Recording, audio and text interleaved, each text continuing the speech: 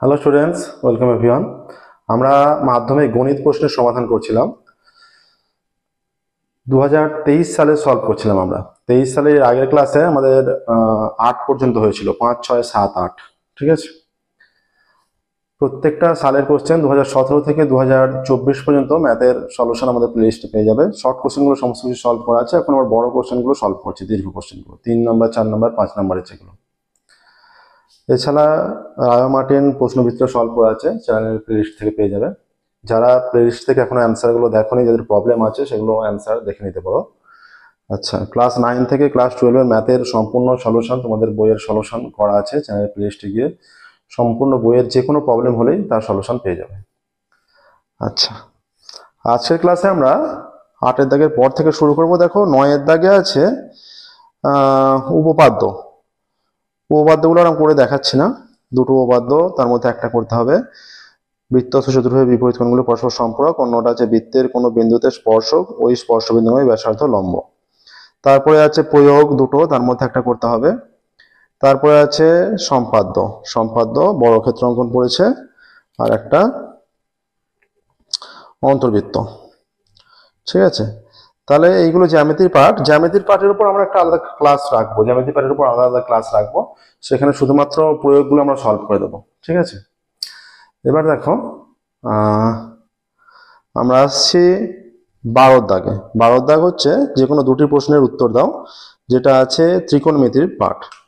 12 দাগের আমরা সলভ করছি। ত্রিকোণমিতি পার্টটা অনেক স্টুডেন্টের প্রবলেম হয়। ত্রিকোণমিতি পার্টটা আমরা করে দেখাচ্ছি। দেখো, একের দাগেরটা দেওয়া আছে cos θ = 12 দাগের একেরটা cos θ = দেওয়া আছে x/√x² + y²। x/√x² + y², এটা দেওয়া আছে। প্রমাণ করতে বলেছে x sin θ = y cos θ। দুটো প্রসেসে হতে পারে। ঠিক আছে, একটা cos তোমরা ধরে নিতে পারো যে ভূমি বাই অতিভুজ করে ভূমি সমান এটা kx, আর এটা k × এটা। এখান থেকে লম্ব বের করে নিলে তাহলে সাইন পেয়ে যাবে। সাইন পেয়ে গেলে x sin θ cos θ মান সহজেই পেয়ে যাবে। এবার এরা যেটা বলেছে, দেখো আমরা যদি অন্যভাবে করি, এখান থেকে আমরা জানি এই প্রসেসটা কেমন লাগে। দেখো, sin² θ + cos² θ = 1, তাই তো? বা cos θ আছে, sec θ tan θ মান বের করি। এইটা একটা প্রসেসে হতে পারে, এটাও হতে পারে। এর চেয়েও সহজ মনে হয় আমার বোধহয় এটা হবে এই যে sec² θ - tan² θ = 1।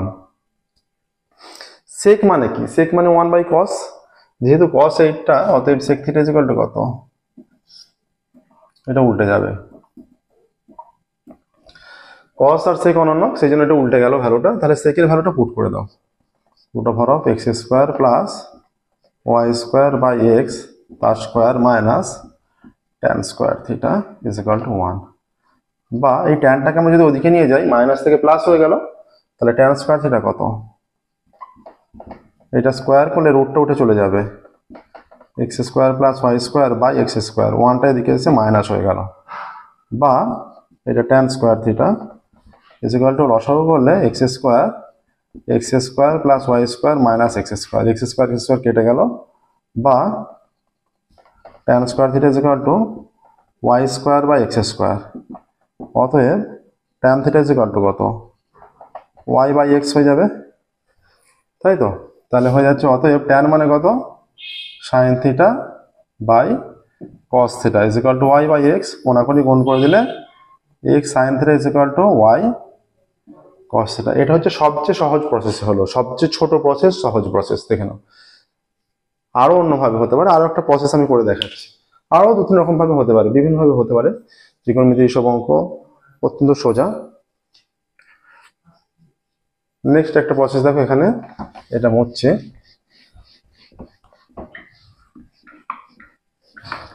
এইখানে দেওয়া আছে cos θ দেওয়া আছে। আমরা কি জানি? যেটা লিখছিলাম আমরা জানি sin² θ + cos² θ = 1, এটা আমরা জানি। cos এর ভ্যালুটা এখানে পুট করে দিচ্ছি। আর একটা প্রসেস দেখাচ্ছি এটা। তাহলে sin² θ + x/√x² + y² তার স্কয়ার = 1। বা এইটা হয়ে যাচ্ছে সাইন স্কোয়ার থিটা প্লাস এটা plus x square by x square plus Y square is equal to 1। ঠিক আছে, তাহলে বা sine square theta is equal to 1 minus x square by x square plus Y square, বা sine square theta is equal to x square plus Y square x square plus Y square minus x square কেটে গেল। ঠিক আছে, অতএব sign square theta কি হচ্ছে is equal to Y square by x square plus Y square হয়ে গেল। একদম সহজ অঙ্ক, দেখো কসের ভ্যালুটা শুধু সূত্রে পুট করে দিয়ে লসাগু করা আছে। এবার হয়ে যাচ্ছে সাইন থিটা সমান কত, sine theta is equal to Y by root over of x square plus Y square. ঠিক আছে, এবার বাম পক্ষ কি হচ্ছে, বাম পক্ষ হয়ে যাচ্ছে এক্স সাইন থিটা দেওয়া আছে, তার মানে x into y by root over of x square plus Y square, x y by x square plus Y square. আর ডান পক্ষ কি দেওয়া আছে, ডান পক্ষ আছে ওয়াই কস থিটা, তাহলে ওয়াই কস থিটা, তাহলে ওয়াই ইন্টু কস থিটার মান কি বেরিয়েছে, কস থিটার মান দেওয়া আছে x by root over of x square plus Y square is equal to x y by root over of x square plus Y square. তাহলে এই যে বাম পক্ষের মান আর ডান পক্ষের মান সমান হয়ে গেল, সমান হলো দুটো মান। এইটা একটা প্রসেস হলো, এইটা আগের প্রসেস হচ্ছে একটু বড়। ঠিক আছে, অতএব বাম পক্ষ সমান ডান পক্ষ প্রমাণিত। আরো বিভিন্নভাবে করা যাবে, লম্ব বাই অতিভুজ ধরে নিয়েও করা যাবে সহজভাবে। ঠিক আছে, দুটো প্রসেস আমি দেখিয়ে রাখলাম এখানে। এবার দেখো 8 দাগের 1 হলো 8 দাগের 2 অঙ্কে যাচ্ছে। দরকার হলে এই দুটো প্রসেসও যদি অসুবিধা থাকে তাহলে জানাবে, তাহলে আমরা অন্য প্রসেসও দেখিয়ে দেবো। প্রত্যেকদিন আমাদের নতুন ক্লাস পাবলিশ করা হয়, চ্যানেলটি অবশ্যই সাবস্ক্রাইব করবে এবং নোটিফিকেশন অন করবে। যে কোনো অঙ্ক অসুবিধা থাকলে কমেন্টে জানাবে, আমরা সেগুলো আলোচনা করবো। বইয়ের বাইরে যে কোনো অঙ্ক থাকলে টেলিগ্রামের আমাদের গ্রুপে জানাতে পারবে, সেখান থেকে আমরা বসে দিতে পারবো। এবার দেখো 8 দাগে 2 কি বলেছে, একটি বৃত্তের ব্যাসার্ধ 7 সেমি। আচ্ছা, বৃত্তের ব্যাসার্ধ সমান 7 সেমি, তাহলে বৃত্তের পরিধি কত হবে, যে বৃত্তের ব্যাসার্ধ 7 সেমি সেই বৃত্তের পরিধি কত হবে, সেই বৃত্তের পরিধি হয়ে যাবে 2 পাই আর 2 ইন্টু 22 7 ইন্টু 7 এত সেমি। 7 কেটে গেলে হয়ে যাচ্ছে 44 সেমি। ঠিক আছে, 44 সেমি বৃত্তের পরিধি হয়ে গেল। বৃত্তের পরিধি মানে সম্পূর্ণটা, এই যে চাপটা যেটা সম্পূর্ণটা। ঠিক আছে, তাহলে বলছে 42 সেমি, এই যে একটা বৃত্ত, এটা বৃত্তের পরিধি মানে সম্পূর্ণটা, এটা কেন্দ্রে কত গুণ উৎপন্ন করছে, 2 পাই গুণ উৎপন্ন করছে। তাহলে আমরা লিখতে পারি যে 44 সেমি বৃত্তচাপটি কোণ উৎপন্ন করে 2 পাই রেডিয়ান, আর 1 সেমি বৃত্তচাপ কত কোণ উৎপন্ন করে, আর বলেছে 5.5 সেমি দৈর্ঘ্যের বৃত্তচাপ দ্বারা কেন্দ্রীয় কোণের বৃত্তীয় মান। আচ্ছা ঠিক আছে, অতএব 44 এত সেমি বৃত্তচাপ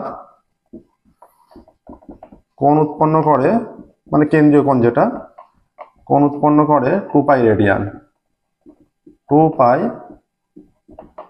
রেডিয়ান। 1 সেমি বৃত্তচাপ কোণ উৎপন্ন করে 2 পাই বাই 44 রেডিয়ান। এটা এই প্রসেসে হলো। আর এরও আর একটা প্রসেস আছে, S is equal to R theta প্রয়োগ করেও করা যাবে এটা, সেটাও দেখিয়ে দেবো। দেখো এটা করে নাও আগে। এবার দেখো এটা গেল, আর বলেছে যে 5.5 সেমি বৃত্তচাপ, তাহলে 5.5 যদি হয়ে যায়, এত সেমি বৃত্তচাপ কোণ উৎপন্ন করবে কত, 2 পাই ইন্টু 5.5 বাই 44। এটা উঠে গেলে এখানে 10 হয়ে যাচ্ছে, 11 দিয়ে কাটলে 5 11 55, 4 11 44।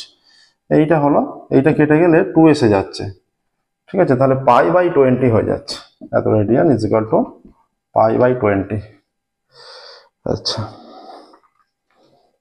পাই বাই 20 আসছে আমাদের। ও একটা 5 থেকে গেছে এখানে, এটা 5টা কেটে দিলে, এটা 5 হয়ে গেলে 4, এটা 5 কেটে দিলে 4, এটা হয়ে যাচ্ছে তাহলে পাই বাই 4, পাই বাই 4 হয়ে যাচ্ছে। তাহলে আমরা অ্যান্সারটা কি লিখবো, আমরা অ্যান্সার লিখবো যে কোণটির বৃত্তীয় মান 5.5 সেমি চাপ দ্বারা উৎপন্ন কোণের বৃত্তীয় মান, অতএব কোণের বৃত্তীয় মান পাই রেডিয়ান বাই 4। এটা একটা প্রসেস গেল। এটা যদি S is equal two R theta প্রয়োগ করে কেউ করতে চাইতে, এটা ভালো করে দেখে নাও, একদম সহজ প্রসেস, কিচ্ছু নেই, পাতি জলের মতো। এবার দেখো এটাকেই যদি কেউ S is equal two R theta প্রয়োগ করে করতে চায়,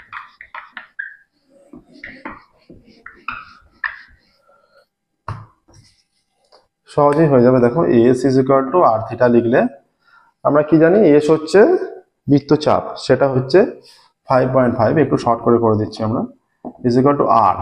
আচ্ছা আর মানে কত বলেছে এখানে, আর বলা আছে 7 সেমি, 7 থিটা, তাহলে থিটা ইজিক্যাল টু 5.5/7। এটা আমরা পাই নিচ্ছি, আর পায়ের মান 22-এর 7, এখানে 7-এর 22 করে দিচ্ছি, ঠিক আছে। পাই নিলাম, পায়ের মান 22-এর 7 আর 7-এর 22, 7 কেটে যাচ্ছে, 7 কেটে দিলাম, তাহলে থিটা ইজিক্যাল টু 5.5, পয়েন্ট হলো 10 হয়ে গেল, আর এখানে পাই/22 হয়ে গেল। 11 দুগুণে 22, 5 11 55, 5 দুগুণে 10, তাহলে থিটার মান হয়ে গেল 5π/4, তাই তো না? 5টা কেটে গেছে, 5 কেটেই 5 গুণে 10 হয়েছে, 5 কেটেই 5 গুণে 10 হয়েছে, তাহলে π/4 হয়ে যাচ্ছে। হলো, S is equal two R theta put করে, এইটা কিন্তু বুদ্ধি করে নিতে হবে। একটা পাই নিতে হবে, পাইয়ের মান 22-এর 7, যেহেতু পাইটা নিচ্ছি তার জন্য 7-এর 22 নিলাম। পাইয়ের মান 22-এর 7 পুট করে দিলে 22 কাটছে, 7 কাটছে, তার মানে আগের লাইনে চলে আসছে, ম্যাচ করে যাচ্ছে। এই যে পাইটা আর 7-এর 22টা আমাদের ওটা নিতে হবে ভাবনা চিন্তা করে, ঠিক আছে। আচ্ছা, যে কোনো অঙ্ক এইভাবে করা যাবে। নেক্সট দেখো 12 দাগের 3-এর অঙ্কটা, এটাও অ্যান্সারটা ওইভাবে লিখে দেবে, তাহলে সহজে হয়ে যাবে। 3-এর অঙ্কটা কি বলেছে দেখো, এখানে বাম পক্ষে বলে দিয়েছে, বাম পক্ষ আছে, বাম পক্ষ দিয়ে শুরু করছি। দেখো বাম পক্ষ আছে tan theta plus sec theta minus 1 by tan theta minus sec theta, tan theta minus sec theta plus 1। দেখো এই অঙ্কটা এমন ভাবে করছি, দেখো একদম সহজ প্রসেস করছি, যে সহজ প্রসেস সহজে কোথাও পাবে না তোমরা। এটা যদি সাইন বাই কসে ভাঙতে যাও, সেকটাকে 1/cos ভাঙতে যাও, সেভাবে করলে হবে, কিন্তু অনেকটা বড় হয়ে যাবে। আমি যে প্রসেসটা করছি দেখো, এখানে আছে tan theta plus sec theta minus, আমরা কি জানি এটা tan আর sec দিয়েছে, আমরা কি জানি sec square theta minus tan square theta equal to 1, এই 1 এর জায়গায় সেটা পুট করে দিচ্ছি, এটা পুট করে দিচ্ছি sec square theta minus tan square theta, এটা পুট করলাম, ঠিক আছে। এই যে হরের যে মানটা সেটা সেম রাখছি, যেমন আছে সেরকম রেখে দিচ্ছি। এটা আছে tan theta minus sec theta plus 1, হরের যে মানটা আমরা অ্যাকুরেট সেরকম রেখে দিলাম। তাহলে এই যে sec square theta minus tan square theta 1 হয়, তাহলে এখানে 1 হয়ে যাচ্ছে, 1 এর জায়গায় সূত্রটা প্রয়োগ করেছি।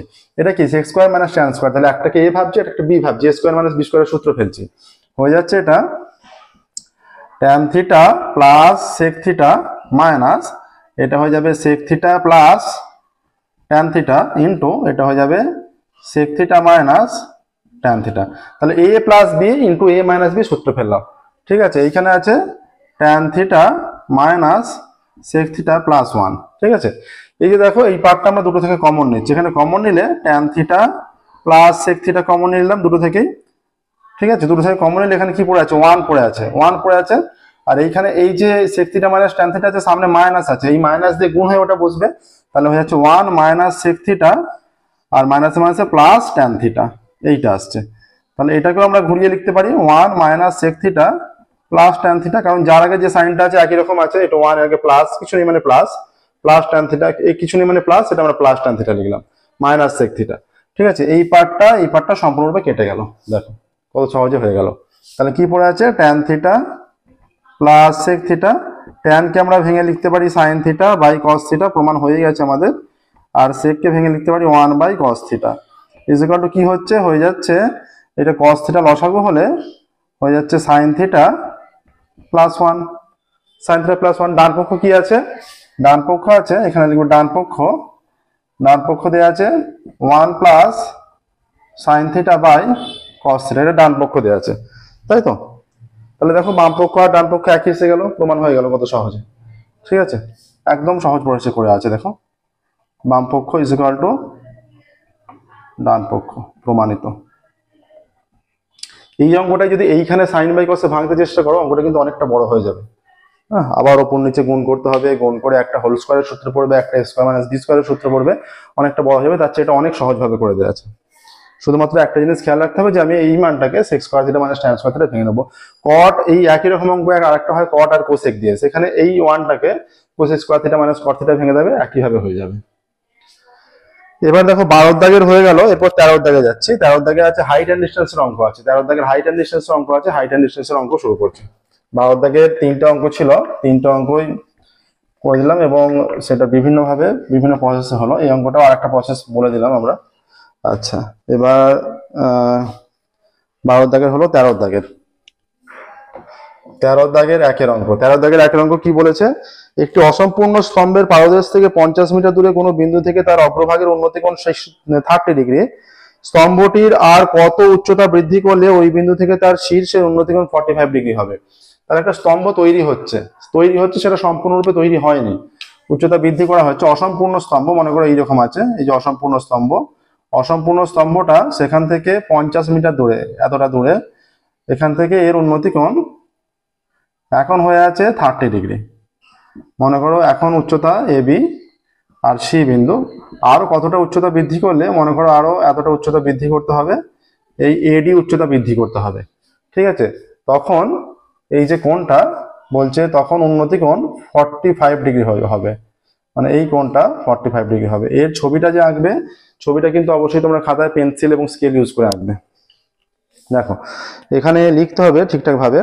আমরা ধরে নিচ্ছি অসম্পূর্ণ স্তম্ভ এ বি, ধরি অসম্পূর্ণ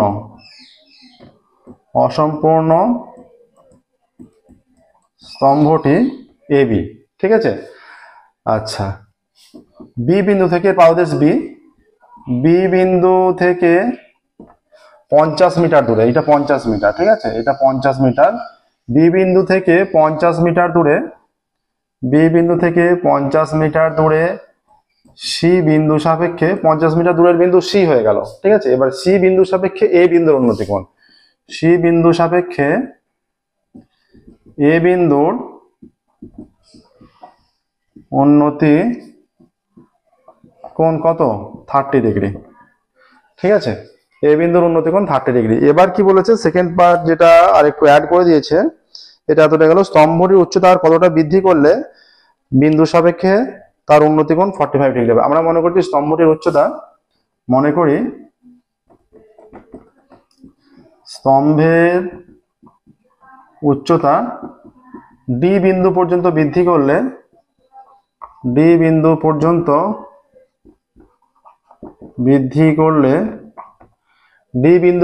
বৃদ্ধি করলে সি বিন্দু সাপেক্ষে ডি বিন্দুর উন্নতি কোণ 45 ডিগ্রি হবে। হ্যাঁ, বৃদ্ধি করলে সি বিন্দু সাপেক্ষে, এখানে লেখাটা কমপ্লিট হলো, সি বিন্দু সাপেক্ষে ডি বিন্দুর, এইভাবে কিন্তু বুঝিয়ে লিখতে হবে প্রত্যেকটা অঙ্কে, ঠিক আছে? সি বিন্দু সাপেক্ষে ডি বিন্দুর উন্নতি কোণ 45 ডিগ্রি হবে। এবার কোণটা কি দেখো, অতএব এখানে হয়ে যাচ্ছে BC is equal to 50 metre. আচ্ছা, কোণ ACB is equal to 30 degree, কোণ DCB is equal to 45 degree, কোণ DCB is equal to 45 degree, ঠিক আছে? এবার দেখো আমাদের চেয়েছে কতটা উচ্চতা বৃদ্ধি করলে, তার মানে এডি পার্টটা নির্ণয় করতে হবে। ত্রিভুজ এবিসি থেকে পাই, অতএব ত্রিভুজ এবিসি থেকে পাই, এবিসি থেকে যেটা পাচ্ছে, এই অঙ্কটা কিন্তু একটু অন্যরকম অঙ্ক। এবারে 2023-এ এসেছিল এটা, হ্যাঁ 2023-এর সলভ করছি আমরা। 2023-এ এসেছিল, 2025-এর জন্য কিন্তু যথেষ্ট গুরুত্বপূর্ণ এই ধরনের অঙ্ক। ত্রিভুজ এবিসি থেকে পাচ্ছি tan 30, এরকম 30 ডিগ্রি ইজ ইকুয়াল টু লম্ব বাই ভূমি এবি বাই বিসি। tan 30-র মান 1/√3 is equal to AB by বিসির মান 50, তাই তো? বিসির মান 50 মিটার বলে দেওয়া আছে, ঠিক আছে?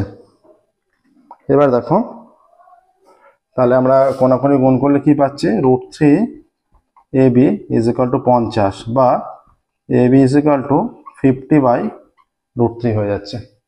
এবি ইজ ইকুয়াল টু 50/√3, ঠিক আছে? এবার দেখো এইটা যেটা হলো, আমরা এইটা নির্ণয় করব। এরপর করবে অতএব ত্রিভুজ বিসিডি থেকে পাই, এটা হয়ে যাচ্ছে tan 45, tan 45 is equal to লম্ব হয়ে যাচ্ছে বিডি বাই বিসি, tan 45 এর মান 1, বিডি হয়ে যাচ্ছে এবি প্লাস এডি বাই বিসির মান কত, বিসির মান 50, বা এবার কোনাকুনি গুণ করো, এবির মান কত, এবির মান এখানে হয়েছে, তাহলে আমরা লিখছি আগে AB plus AD is equal to 50, এবির মান 50 by √3 plus AD is equal to 50 হয়ে গেল।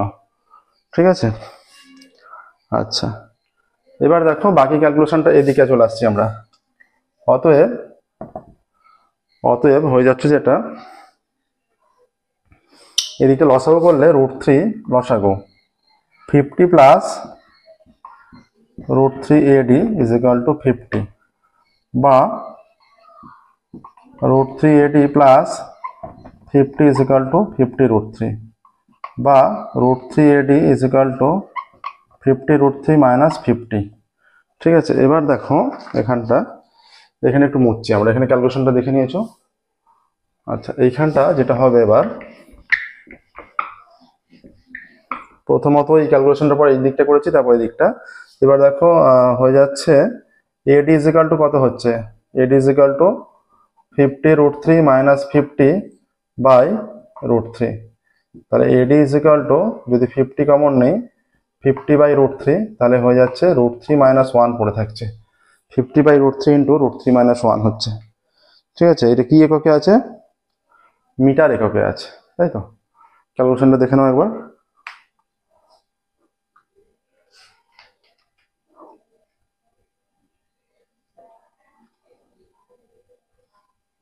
এটা একটা কাজ করতে পারো, যদি যদি 3 √3 দিয়ে ওপর নিচে গুণ করে দাও, তাহলে কি হয়ে যাচ্ছে, গুণ করলে 50 বাই 3 হয়ে যাচ্ছে এটা, আর এটা √3 দিয়ে গুণ করলে 3 হয়ে যাবে, আমরা ব্র্যাকেটের ভেতরটায় গুণ করছি 3 মাইনাস √3, এটা অনেকটা সরল লাগছে। দেখো 3 মাইনাস √3, 50 বাই √3, এই 50 বাই 3 ইন্টু 3 মাইনাস √3। অতএব তাহলে কি চেয়েছে এখানে, এখানে চেয়েছে স্তম্ভটির আর কত উচ্চতা বৃদ্ধি করলে ওই বিন্দু থেকে উন্নতি কোণ 40, তাহলে স্তম্ভের উচ্চতা বৃদ্ধি করতে হবে, উত্তর লিখবে স্তম্ভের উচ্চতা বৃদ্ধি করতে হবে 50 বাই 3 ইন্টু 3 মাইনাস √3, এত মিটার। স্তম্ভের উচ্চতা বৃদ্ধি করতে হবে এত মিটার। ঠিক আছে, দেখে নাও প্রসেসটা।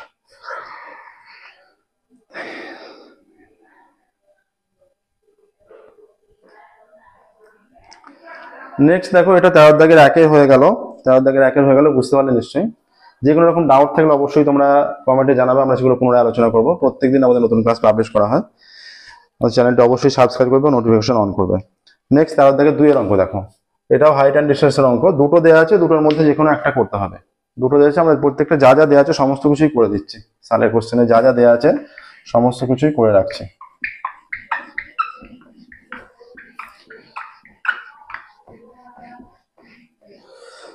এবার দেখো এখানে বলা আছে যেটা, একটি বাড়ির ছাদ থেকে একটি বাতি স্তম্ভের চূড়া ও পাদদেশের অবনতি কোণ যথাক্রমে, মানে বাড়ির ছাদ থেকে বাতি স্তম্ভের চূড়ারও অবনতি কোণ, পাদদেশের অবনতি কোণ, নিশ্চয়ই বাতি স্তম্ভটা ছোট, একটি বাড়ির ছাদ, একটি বাড়ির ছাদ থেকে একটি বাতি স্তম্ভ আছে, বাতি স্তম্ভের চূড়াটারও অবনতি কোণ হচ্ছে এবং পাদদেশেরও অবনতি কোণ হচ্ছে, নিশ্চয়ই দুটো, বাতিটা ছোট নিশ্চয়ই, সেই জন্য দুটোরই অবনতি কোণ।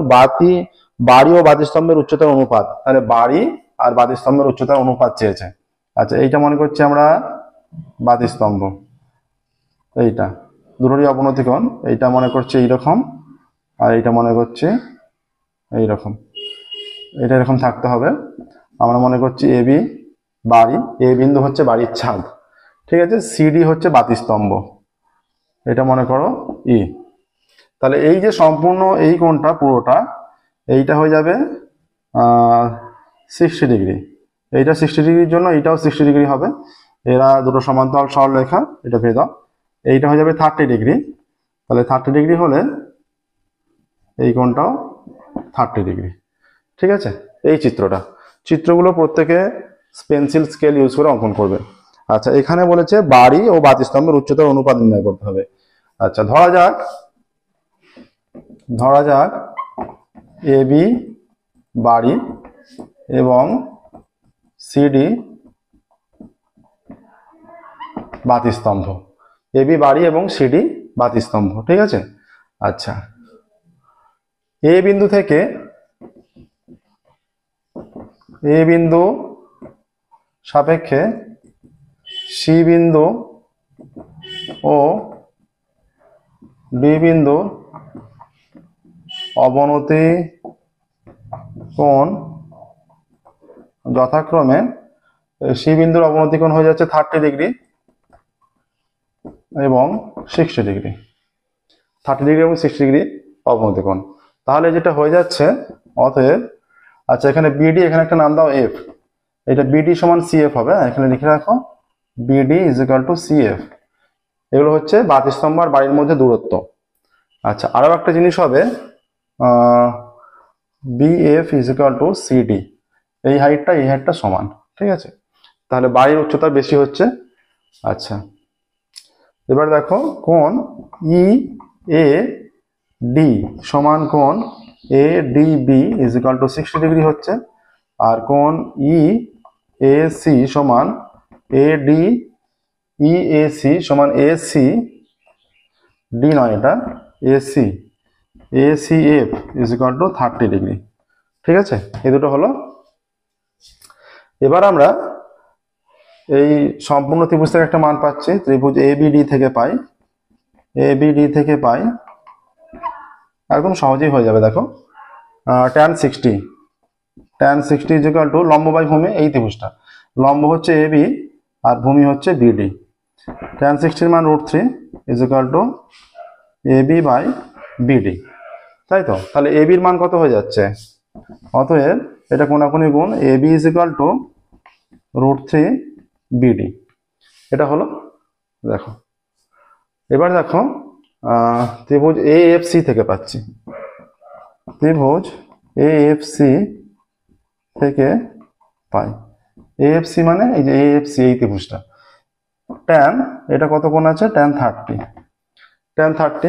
30 ইজ ইকুয়াল টু কত? এটা লম্ব, এটা ভূমি, ইজ ইকুয়াল টু লম্ব হচ্ছে এএফ আর ভূমি হচ্ছে ভূমি হয়ে যাচ্ছে সিএফ। তাহলে tan 30 এর মান 1/√3 is equal to AF by CF, তাই তো? তাহলে সিএফ এর জায়গায় আমরা বিডি বসিয়ে দিচ্ছি, বিডি, এটা এএফ থাকছে, কোনাকুনি গুণ করলে কি হচ্ছে? √3 AF is equal to BD. তাহলে এএফ সমান কত? BD by √3। তাহলে বিডির এএফ এর মানটা পেলাম। এএফ থেকে আমরা যদি এই যে এবি থেকে, অতএব আমরা সিডি সমান কত? CD is equal to BF, CD আর বিএফ সমান, আমরা এটা আগেই লিখেছি সিডি বিএফ। এবার এই সিডি আর বিএফ, এবার এই বিএফ এর মানটা আমরা কিভাবে পাবো? সম্পূর্ণ এবি থেকে যদি এএফটা বাদ দিই তাহলে বিএফ এর মানটা পেয়ে যাবো। এবার is equal to AB minus BF. এবির মান কত? এবির মান √3 বিডি, √3 বিডি মাইনাস বিএফ এর মান কত? না বিএফ ইজ ইকুয়াল টু, এটা বিএফ নয়, এএফ হবে, এএফ এর মান কত? BD by √3, BD by √3। লসাগু করলে √3 লসাগু, √3 গুণ হয় 3 বিডি মাইনাস বিডি, ঠিক আছে? এইটা আসছে ইজ ইকুয়াল টু কত হয়ে যাচ্ছে? 2 বিডি বাই √3। এইটা হচ্ছে সিডি, বাতিস্তম্ভের উচ্চতা। এইটা বাতিস্তম্ভের উচ্চতা পেলাম, আর বাড়ির উচ্চতা পেলাম এইটা। এবার দেখো এখানে একটু মুছছি আমরা ক্যালকুলেশনটা, দেখে নিয়েছি প্রসেসটা। অতএব এখানে কোনো একক দেয়া আছে, এখানে কোনো একক দেয়া নেই, অতএব বাড়ির উচ্চতা, অতএব বাড়ির উচ্চতা ইজ ইকুয়াল টু, বাড়ির উচ্চতা এইটা √3 বিডি, এত একক, যেহেতু অন্য কোনো একক দেয়া নেই। আচ্ছা আর বাতিস্তম্ভের উচ্চতা, বাতিস্তম্ভের উচ্চতা ইজ ইকুয়াল টু এইটা 2 বিডি বাই √3, 2 বিডি বাই √3, এত একক আসছে, ঠিক আছে? 2 বিডি বাই √3, আর দুটোই বিডি দিয়ে এসছে, তাহলে আমরা সহজে অনুপাতটা নির্ণয় করতে পারবো। অতএব বাড়ি ও বাতিস্তম্ভের উচ্চতার অনুপাত, অতএব বাড়ি যেটা চেয়েছে এবং বাড়ি এবং বাতিস্তম্ভের উচ্চতার অনুপাত। অনুপাত কত হবে? বাড়ি এবং বাতিস্তম্ভের উচ্চতার অনুপাত। বাড়ির উচ্চতা হচ্ছে এই যে আমরা এখানে বলেছি √3 BD is to 2 BD by √3। আমরা প্রথমে বিডি তুলে দিচ্ছি দুটো থেকে। বিডি এটা কাটা যাবে না, অবশ্যই অবশ্যই কাটা যায় না, শুধুমাত্র আমরা মানটা তুলে দিতে পারি। এবার আমরা √3 দিয়ে গুণ করছি দুটোকে। এইটা এলো, আমরা একটু সরল আকারে প্রকাশ করার জন্য √3 দিয়ে যদি গুণ করি, এটা √3 দুটো √3 গুণ করলে 3 হয়ে যাচ্ছে 3, আর √3 দিয়ে গুণ করলে √3 কেটে গিয়ে 2 হয়ে যাচ্ছে, 3:2। তাহলে বাড়ি ও বাতিস্তম্ভের উচ্চতার অনুপাত আসছে 3:2। এটাই অ্যান্সার আসছে, দেখো 3:2 এটাই অ্যান্সার। আমরা একবারে অ্যান্সারে লিখেই করেছি, বাড়ি ও বাতিস্তম্ভের উচ্চতার অনুপাত আসছে 3:2। আচ্ছা দেখে নাও প্রসেসটা। তাহলে 12 দাগে 3টে অঙ্ক এবং 13 দাগে 2টো অঙ্ক কমপ্লিট হলো। 12 দাগের অঙ্ক 13 দাগের অঙ্ক কমপ্লিট হলো। আজকের ক্লাস আমরা এখানেই স্টপ করবো। পরবর্তী ক্লাসে এটা 13 দাগের হলো, 14 দাগের থেকে শুরু করব। এরপরে একটা ক্লাসে আর একটা ক্লাস করলেই 2023 সালটা কমপ্লিট হবে। 2023 সালে 14 দাগ আছে পরিমিতির অঙ্ক এবং 15 দাগ আছে রাশিবিজ্ঞানের অঙ্ক। হ্যাঁ, এর পরের ক্লাসে আমরা 2023 সালে 14 দাগের এবং 15 দাগের অঙ্ক কমপ্লিট করে দেবো। ওকে, তো আজকের ক্লাস আমরা এখানেই স্টপ করছি। পরবর্তী ক্লাসে thank you very much everyone.